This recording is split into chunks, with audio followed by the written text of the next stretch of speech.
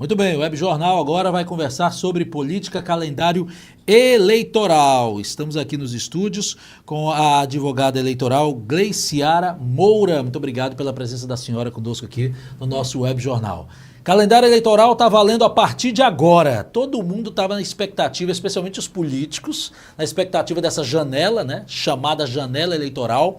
Por que tanta expectativa dos políticos para essa janela? Doutora, boa tarde. Boa tarde, Dani. Boa tarde a todos os telespectadores.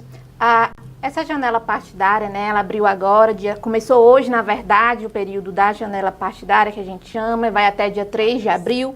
Nesse período, os candidatos, na verdade, os detentores de mandatos eletivos parlamentares, eles têm a oportunidade de mudar de agremiação partidária sem sofrer com a infidelidade partidária e perder os seus partidos. Então, nesse período que começa hoje, 5 de março até 3 de abril, os parlamentares têm essa oportunidade de trocar de partido político. Eles, por exemplo, há casos de que o detentor do mandato foi eleito por um partido, aí brigou ou não brigou, ficou insatisfeito, está lá, mas está birrado, não está tão alinhado com o partido. Se ele saísse antes desta janela chamada, antes da data de hoje, se ele tivesse saído a outro momento, sem uma justificativa plausível, poderia ser caracterizada uma infidelidade partidária, não é isso? Sim, Dani, mas a gente também tem a possibilidade de o candidato sair do partido sem perder o mandato sem ser antes da janela, né? Antes da janela, quando ele sofrer grave discriminação, sim, mas sim, isso precisa ser comprovado, e também se o partido político ele mudar a ideologia de forma drástica, ele também existe essa possibilidade de mudar de partido sem perder o seu mandato.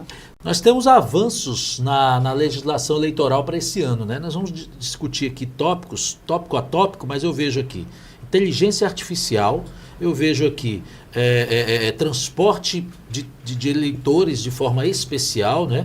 Eu vejo também uma disciplina melhor para o eleitorado, já eu vou chamar, mas em linhas gerais, e a gente vai já discutir tópico a tópico, mas antes da gente mostrar tópico a tópico, em linhas gerais, esses tópicos, as regras avançaram de que forma? Por que desses avanços? Todo ano eleitoral, o Tribunal Superior Eleitoral, ele regulamenta como será a eleição daquele ano, alterando as resoluções já existentes e sempre adequando ao momento. Todo ano eleitoral existe essas edições dessas resoluções, como ocorreu agora. O Tribunal Superior Eleitoral tinha até hoje para editar as resoluções que vão reger a eleição de 2026 e cumpriu aí, vamos dizer, um pouquinho antes do prazo, publicando ontem as resoluções. Muito bem. Se você tiver dúvidas, participe conosco em 94643969. Você faz pergunta à nossa advogada eleitoral que está aqui conosco, ou então através do chat da transmissão do YouTube, do Instagram e do Facebook. Coloca aqui na tela a primeira cartela aqui. Qual é a primeira cartela que nós vamos discutir para a doutora explicar para a gente? Primeira cartela das alterações, dos ajustes, dos avanços das novas normas da Justiça Eleitoral. Propaganda eleitoral, inteligência artificial. Como é que vai funcionar? Bom, Dânio, a resolução que trata sobre a propaganda eleitoral, ela teve significativas mudanças agora em 2026. Mas essas já eram as mudanças esperadas tanto pelos candidatos como por nós advogados que atuam nesse ramo, principalmente no que concerne à inteligência artificial. O que é que de grande relevância a gente tem? Toda propaganda, toda publicação que for gerada por inteligência artificial, seja ela impressa ou nas mídias sociais, ela deve conter a informação clara e visível que aquela publicidade foi gerada por inteligência artificial e qual a tecnologia utilizada.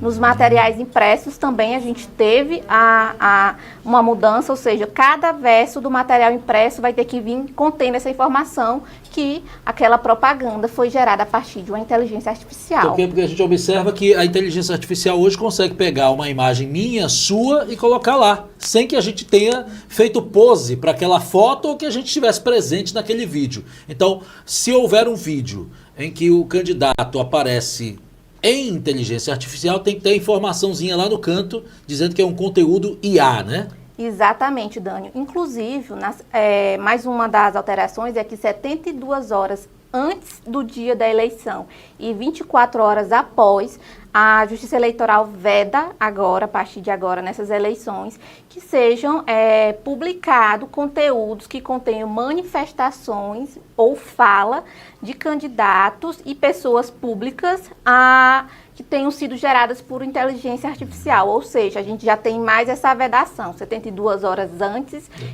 e 24 horas após, não é mais permitido. Essas 72 horas antes vai acompanhar o período da propaganda propriamente dita, né? Sim. Vai acompanhar aquele período da propaganda.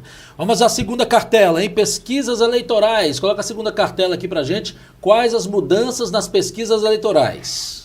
Nas pesquisas eleitorais, uma das importantes mudanças que foi trazida pelas essas resoluções é que os técnicos, né, os estatísticos agora, eles têm que informar que estão credenciados à entidade que está fazendo aquela pesquisa, bem como agora também eles são responsáveis por pesquisas fraudulentas.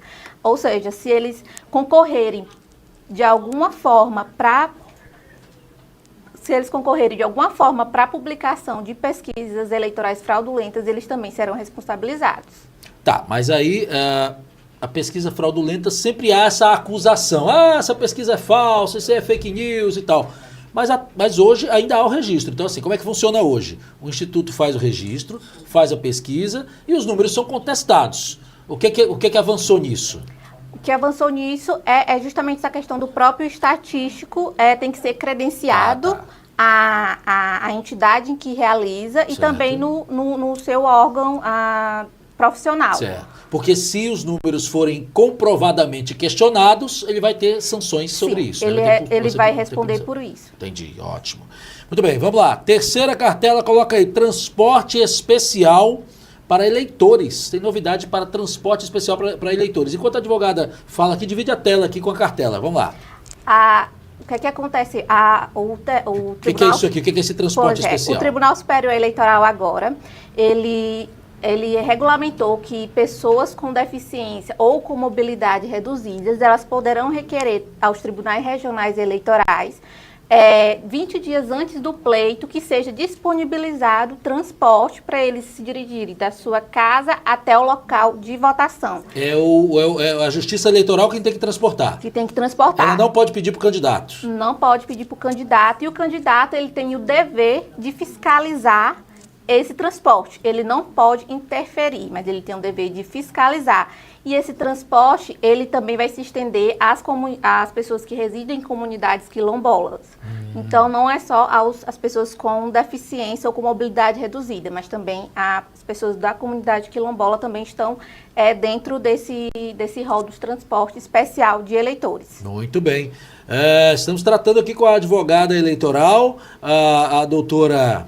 Deixa eu pegar aqui o nome da doutora Gleiciara Moura, que está aqui conosco. Essas novas normativas da Justiça Eleitoral para esse ano vigente, hein?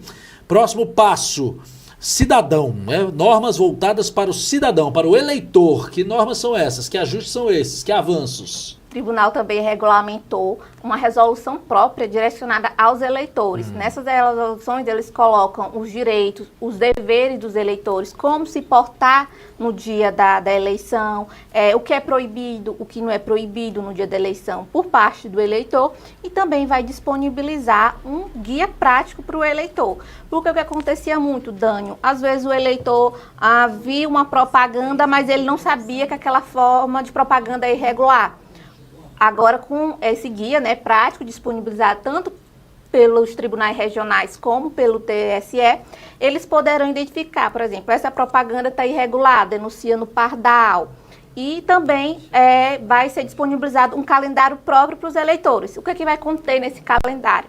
Esse calendário vai conter as datas que importam aos eleitores, sobre transferência de título, faltei a eleição, quando que eu posso justificar, aonde eu devo justificar. Então, agora a gente tem essas normas voltadas próprias para os eleitores. No dia da eleição, o eleitor geralmente ele vai com um bottom do candidato dele, vai com um santinho na mão que tem a colinha dele do número.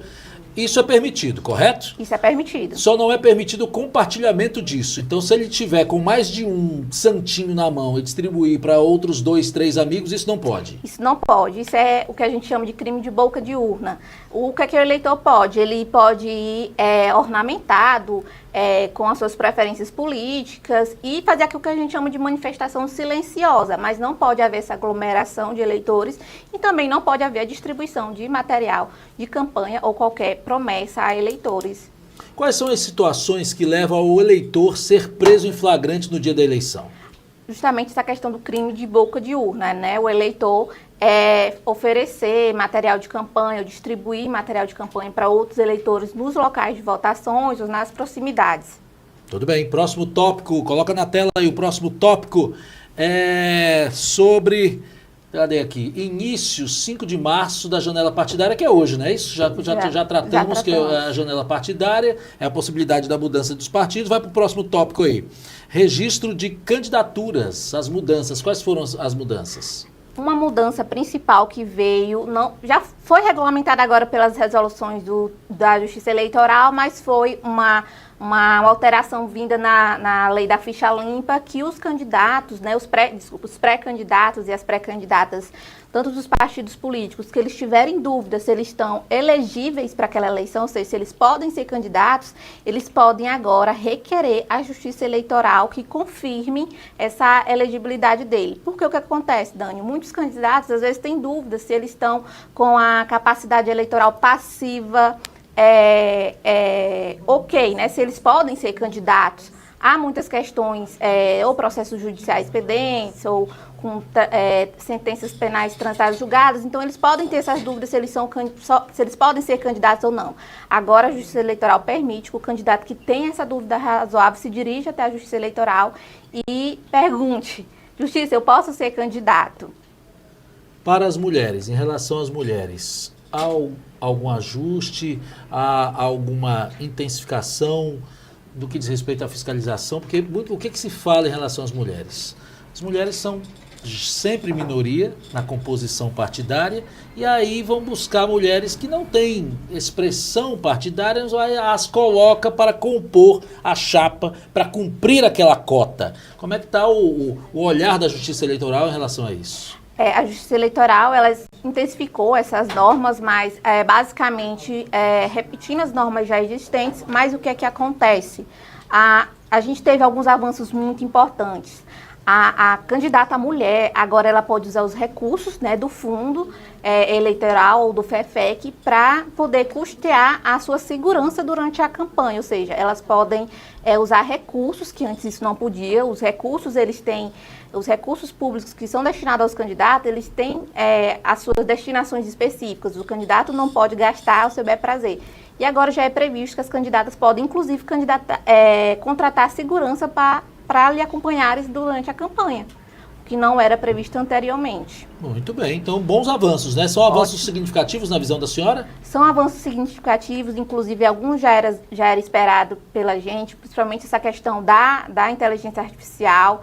A gente percebeu que, principalmente durante as eleições de 2020, as 2024, houve muito aumento do uso e às vezes ficavam algumas lacunas, o que poderia ser usado, o que não poderia ser usado.